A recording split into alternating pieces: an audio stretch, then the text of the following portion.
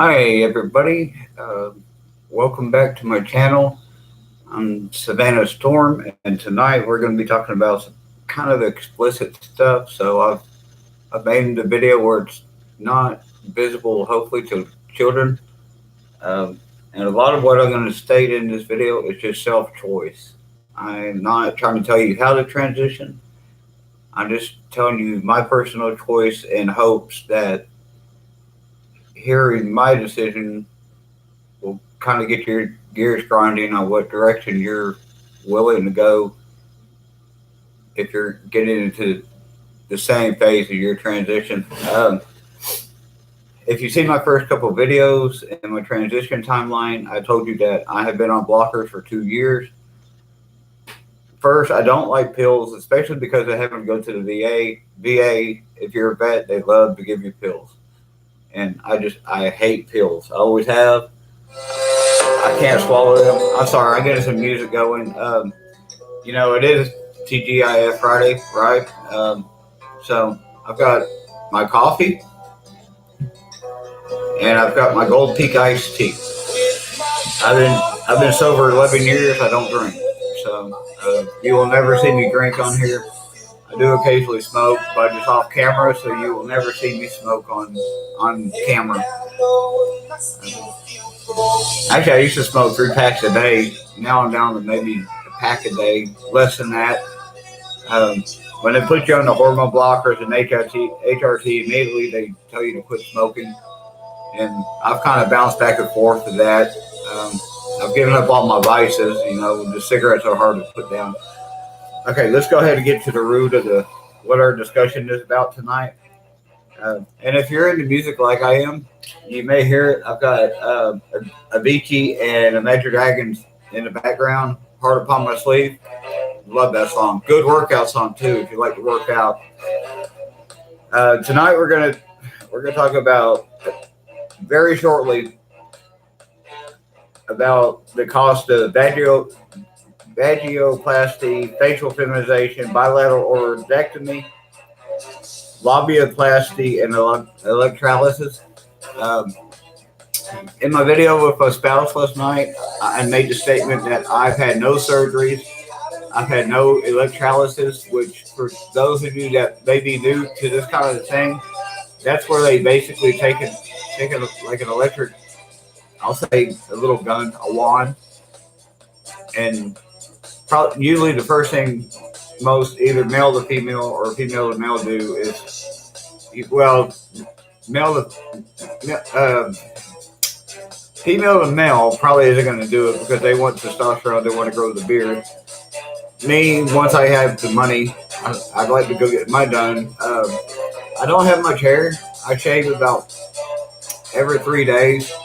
I do have medication that I use on my face instead of having to pay out $200 for a couple of hours right now. Well, the camera won't make out the name of it. I'm going to try to pronounce this and get it right. It's called Vaniqua, and it's a topical cream. It was prescribed to me for right here underneath my nose because, as you know, that's one of the first places your 5 o'clock shadow is going to show up. And right here along the cheekbone, the lower cheekbone, jawbone. It says to only use it right here, twice a day, usually before you go to bed at night. It's a good time because you're not touching your face, so it gets the time to work proper. But I've actually used a little bit around my jawlines, and it's taking its time, but it's slowly it's changing the pores on my face. And basically, when you get electrolysis, what it does is it pulls the actual hair out of the follicle. And as far as I know, it's not supposed to grow back. Once they zap the hair out of the follicle, that's it. And it'll change the entire look of your face. Without having the electrolysis, my makeup doesn't seem to hold as well as it should.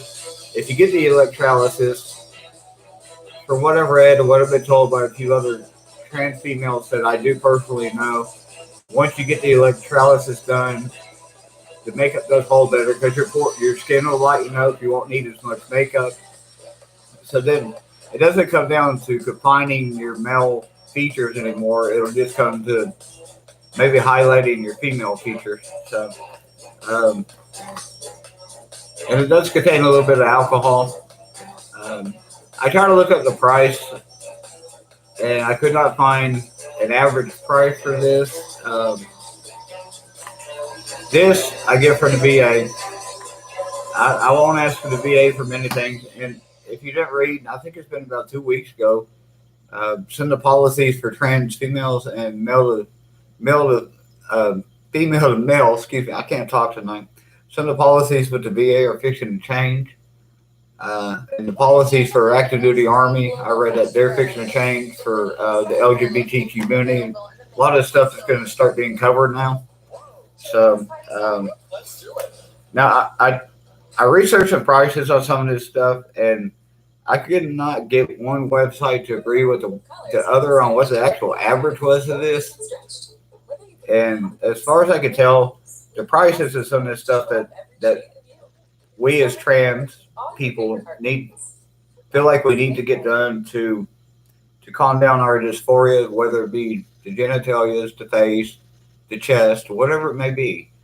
It's different in each state because it just is. Doctors charge different prices. They need to come up with like just one type deal, and have like a standard cost all the way across the board instead of trying to milk everybody for something that, in my mind, we personally really need. So,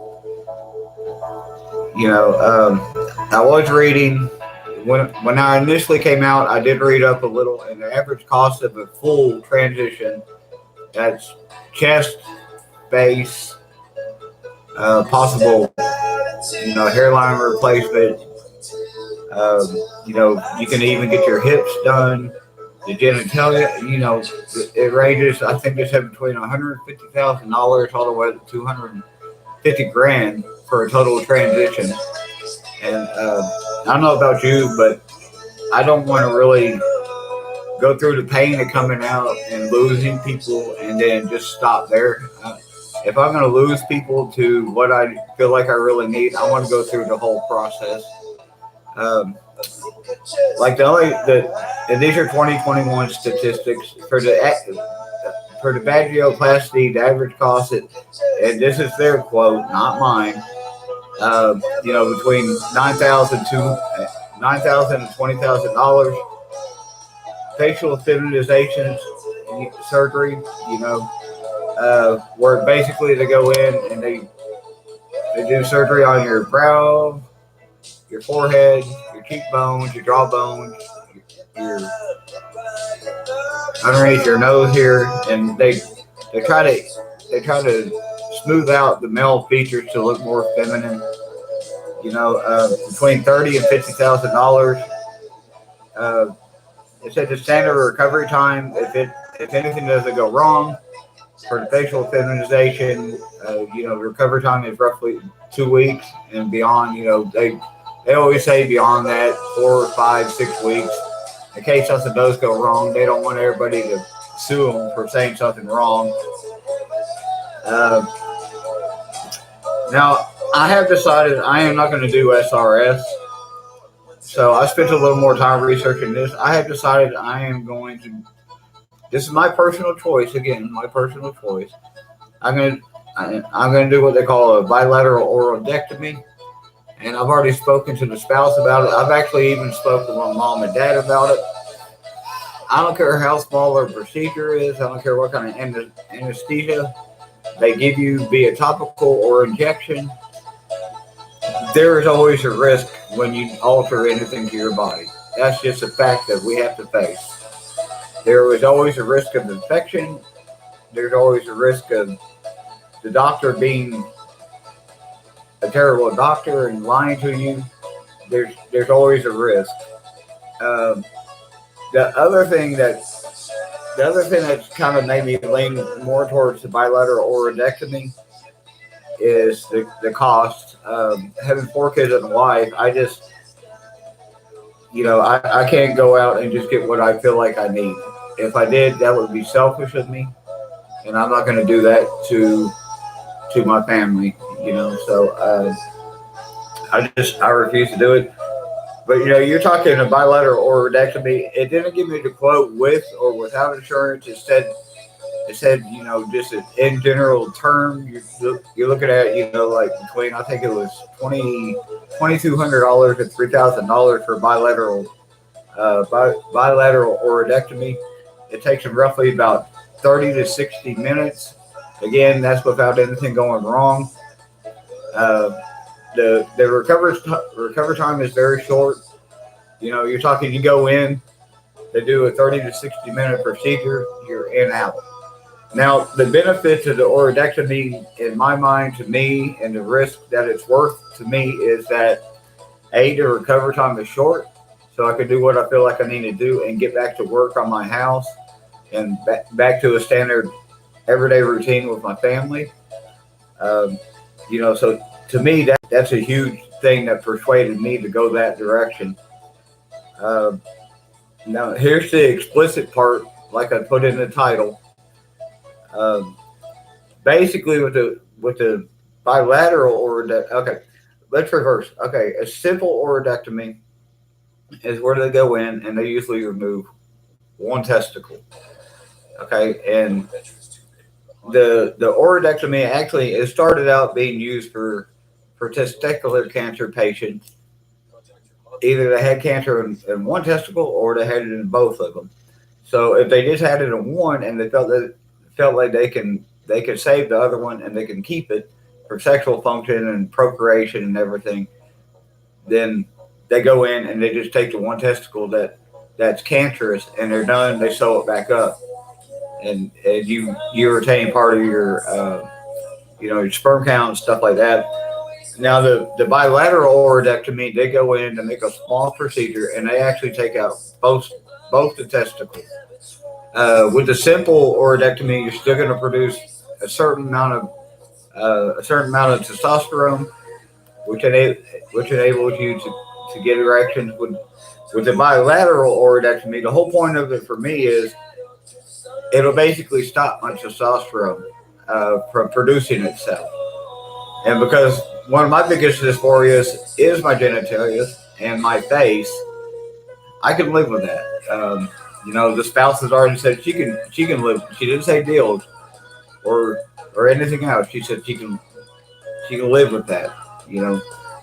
It's like we said on the video last night. She didn't marry me for my genitalia. She married me because she knew I was a person that she loved. So she understands. But you're talking about a huge price difference. And the other thing is, if I or you decided you wanted a bilateral and got both taken out, you can actually go back, say a year or two down the road, you say, okay, yeah, fine, this has worked out okay, but I want to go that next step. So you want to go to SRS and do the total reconstruction down there with the, if they take some of that out, then you can't do the vaginal reconstruction. If you come back down the road, decide you want it done, they're going to have to do a skin graft, and usually it's from the inner thigh. And basically, they do a skin graft, and what they took out before when you had the bilateral orchiectomy done, they take the skin graft and they use that instead of what you had there, that you had removed to construct what you need done, especially the labiaplasty, because they use the scrotal sac. If they mess up and something gets injured and they have to take the testicles and the scrotal sac, you're not going to have anything for the vaginoplasty. So they have another option for you, and the more surgeries you get done, the higher the cost is going to go. I briefly touched on the electrolysis. The nationwide average is between $25 to $150. It's usually 1 to 5 hours a week or more, depending on how much facial hair you have. You should really logically plan on between $50 to $250 a week, depending on the amount of work I have to do, what they call anacoccal. It takes normally about 2 years. Um, the other thing I should mention, some of this stuff I got off Google, and you can't always trust Google, so don't get in my comments and beat me up. I did the best I could on my research. Um, the other thing with the I hate getting old. I had a brain fart. I was going to say something else about the SRS.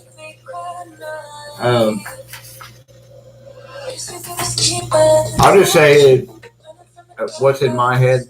Basically, to me, what's in my pants doesn't make me who I am or who I'm not. Um, I don't expect everybody to accept that I want to become a female. I don't try to push my agenda on other people. Like, I'm on social media constantly, Facebook, Reddit, and I've had a couple people on Reddit and Facebook. They didn't really get mad, but they're like, hey, in their own words to me, they're saying, hey, you need to back off a little with some of this. I'm not trying to tell people what they should do. I'm new to this, and I just, because I'm so coarse about things, I tend to be blunt, and I don't mean to be that way. It's just being ex-military, and that's just one of the things. But these prices, I'm sure, are going to be different from what you can go look it up, and I'm sure you'll find a different average price somewhere on Chrome, Google, whatever.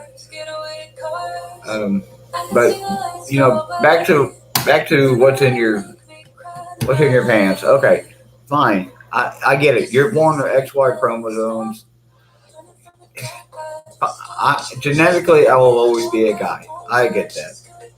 But it's not my chromosomes or anybody else that's told me to feel like a girl or a chick. I've stated in my other videos, I've known I was trans since I was 7. I knew I wanted to grow my hair out. I wonder why I didn't have breasts. I hung out with the girls because the guys, honestly, they just grossed me out. Even though, as a dude, I've done some pretty gross stuff. But I didn't really lean towards playing with Barbies or anything like that. I like playing with big tractors or Tonka toys, and I always wanted to be a truck driver, and stuff like that amazed me. I've never been into sports, so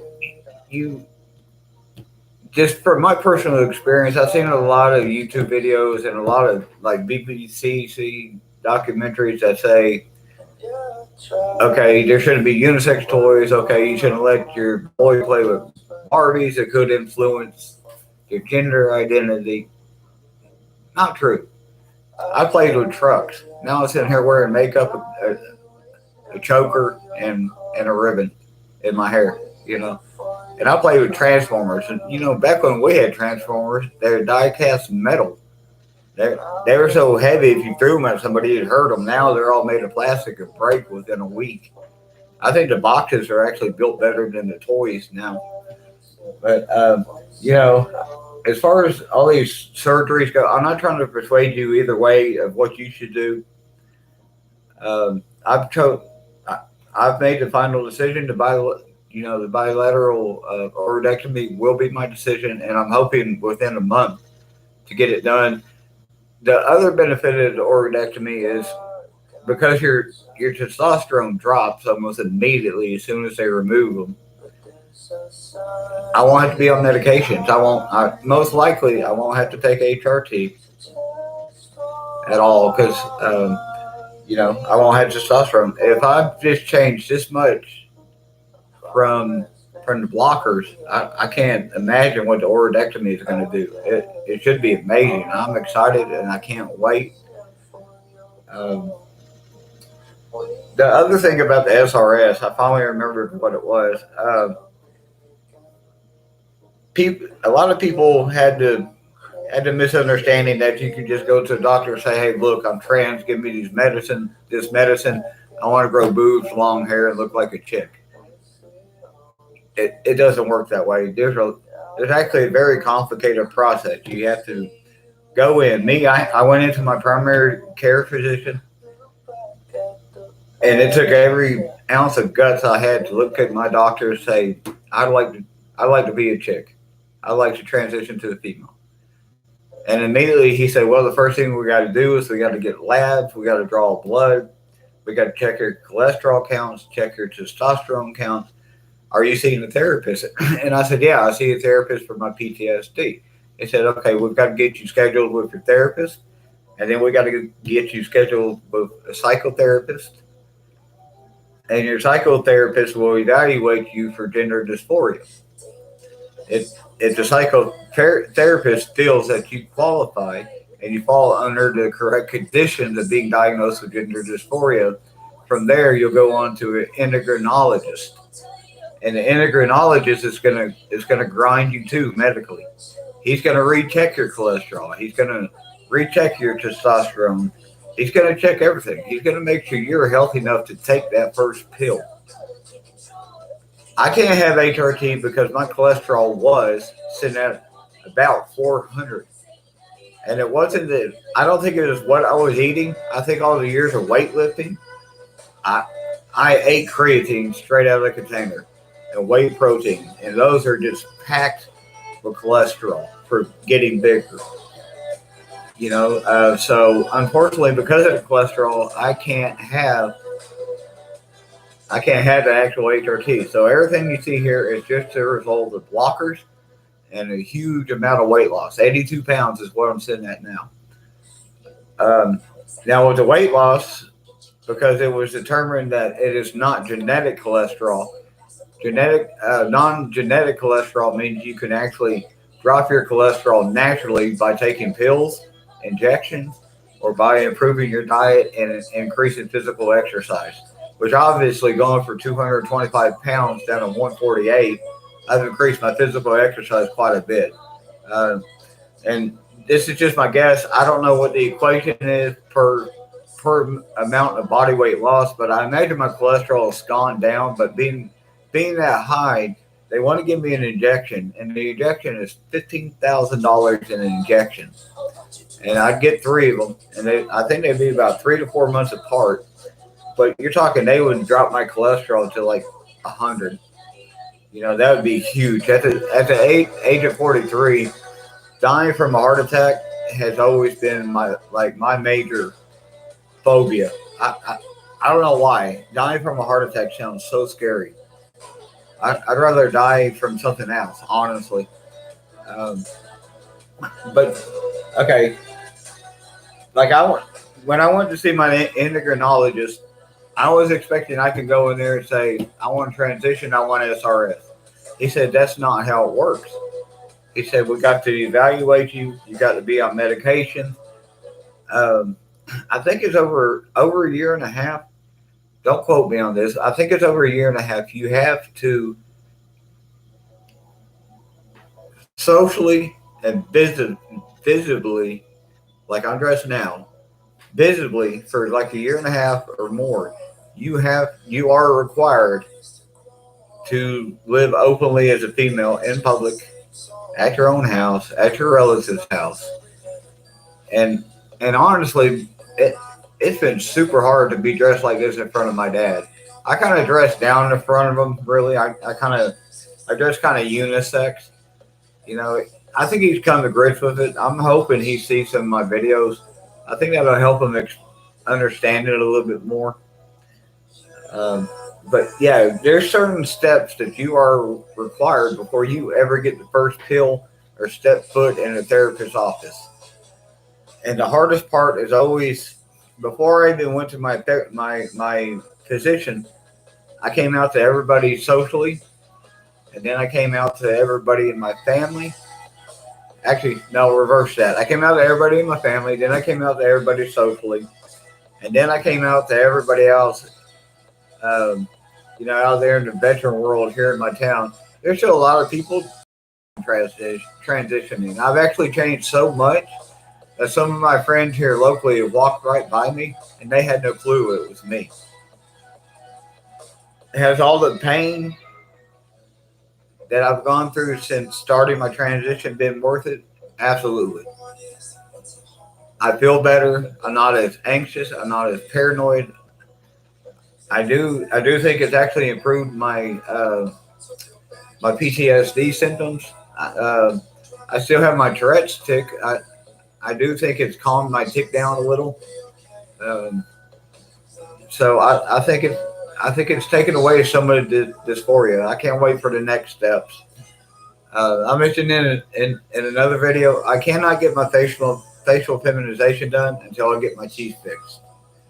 I do have a GoFundMe account out there. It's not doing anything, so I'm gonna have to find another way, I guess.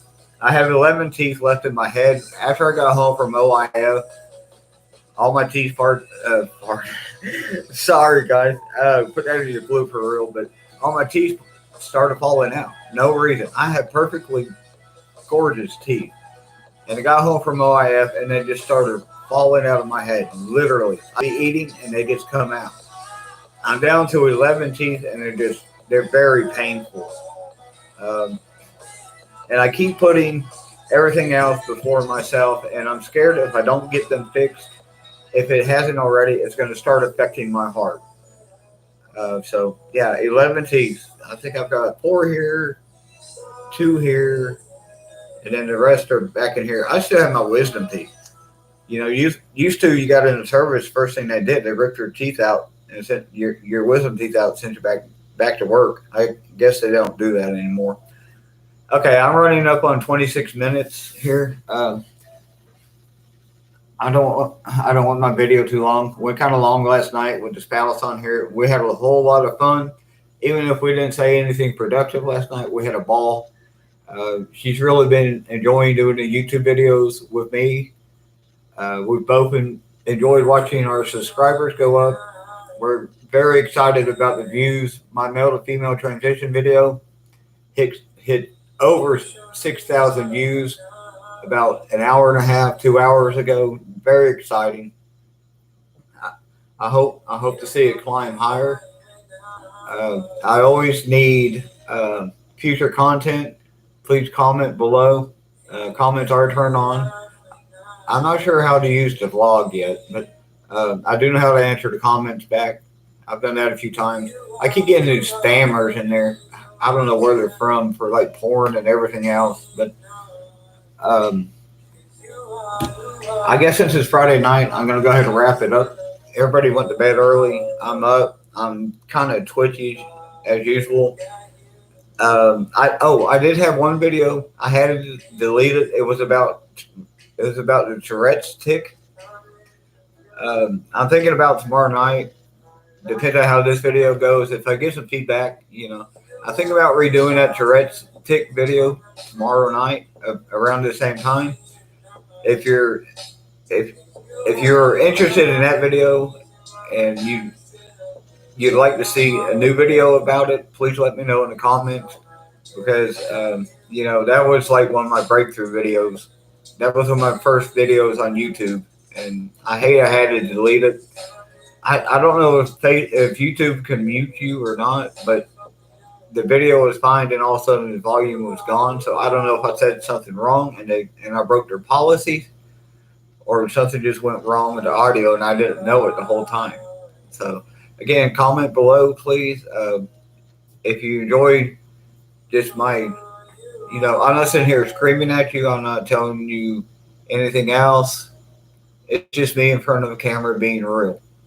And that's what I'm here to offer you. Just somebody on here being just straight up honest about what they're going through in life. This is my way of venting. If you need to vent in the comments below. I'll answer you back. I've always got time for somebody else that needs help. So I'm going to cut it off of that. Again, thanks for the subscribers. If you enjoy my content, please subscribe. And I'll maybe see you guys tomorrow night when I redo my video. Thank you for watching. I'm Savannah Storm. Bye.